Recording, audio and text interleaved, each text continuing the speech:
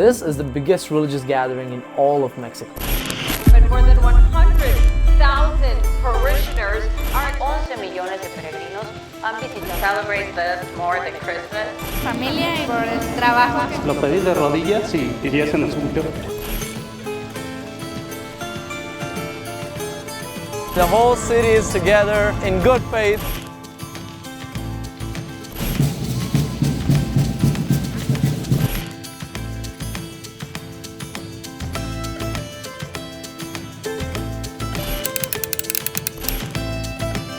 And there is so much energy on the street right now.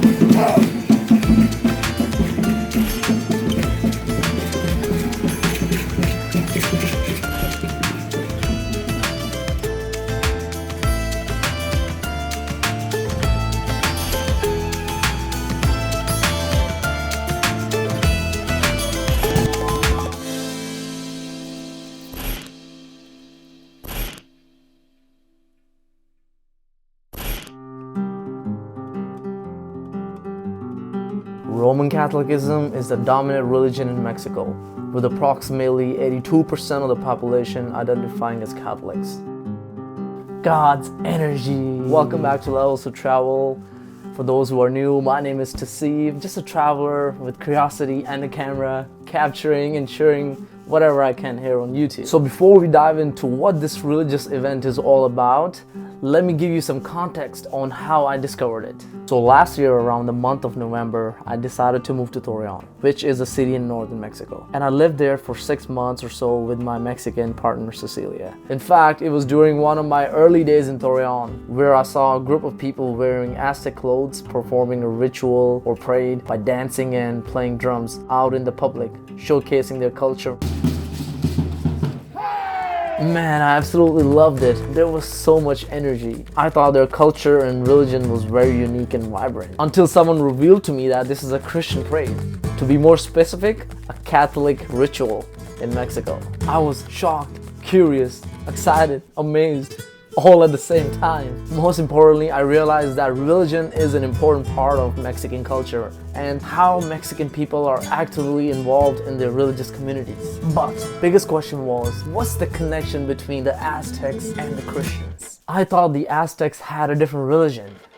This gringo had a lot of questions. Until December 11th. Meet my friend Gerardo, and he's gonna show me how they celebrate this event here. I joined Gerardo, his parents, and 1,000 others to learn and understand more about this event. So where are we, Gerardo? We're on the pilgrimage of Virgin Mary, Our Lady of Guadalupe. A lot of people were walking with an image or a statue of Mother Mary. Actually, not just walking. People had their taxis, trucks, and even their buses behind us, and they're honking.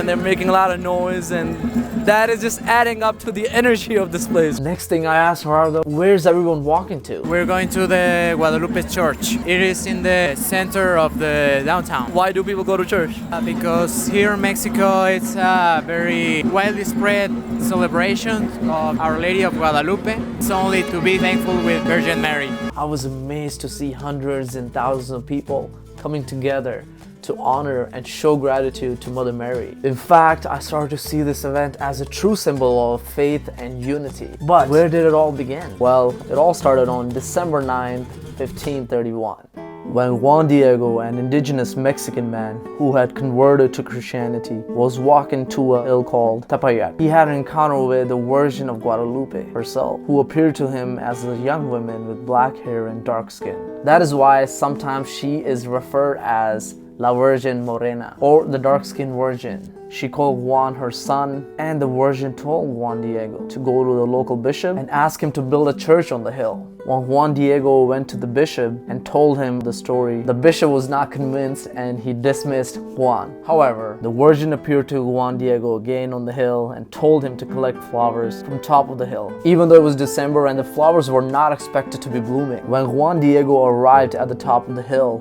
he found it covered with beautiful flowers. He collected some of the flowers and carried them back to the bishop in his overcoat. When the bishop saw the unseasonal flowers, he also saw an image of the Virgin Guadalupe Guadalupe owned the overcoat. Convinced that it was a miracle, he ordered a construction of a church right on the top of the hill of Tepayac, where the Grande Basilica is located. Millions of Catholics and other believers make a journey to the Basilica of Our Lady of Guadalupe in Mexico City. The image of the Virgin that appeared to Juan Diego is still located in that church. Wow, that's amazing.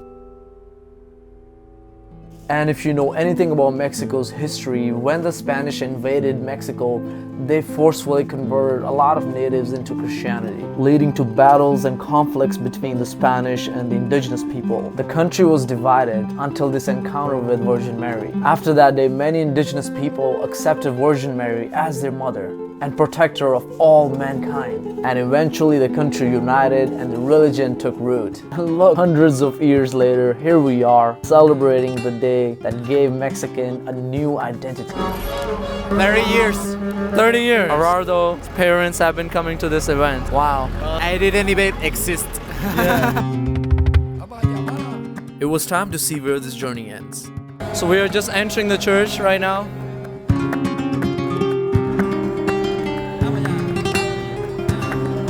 The church was surrounded by flowers and donations that people brought in the honor of Mother Mary. Definitely much quieter here inside the church than the outside. I was stunned to see how faithful and dedicated people are.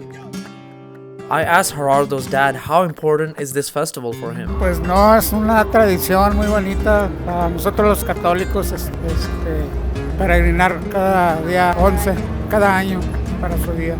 So before we left the church, I got on my knees and spoke few words of thanksgiving. Now it was time to experience some street food and chat with the locals and hear them out. Por eso estoy agradecido con Dios porque pues todavía aquí estamos, tengo a mi familia, a mis hijos, a mi padre, a todos los seres queridos. Nos faltan todavía, pero pues gracias a Dios que todavía estamos aquí nosotros con vida y salud.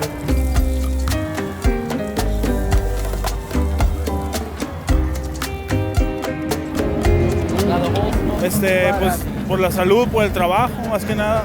Por la salud, después de la pandemia, pues que estamos todavía aquí.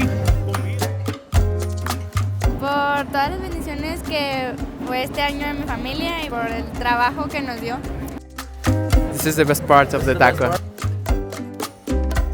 Cheers. Cheers.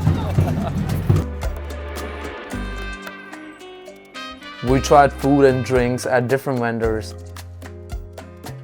and also became friends with a cool guy who loves history.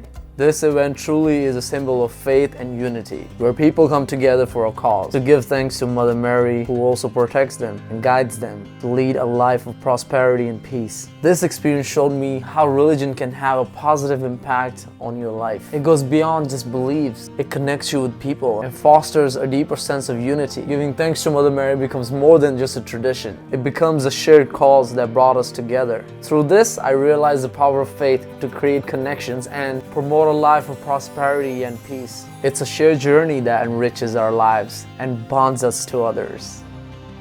Well, thank you for watching this video. I will see you in the next one. God's energy.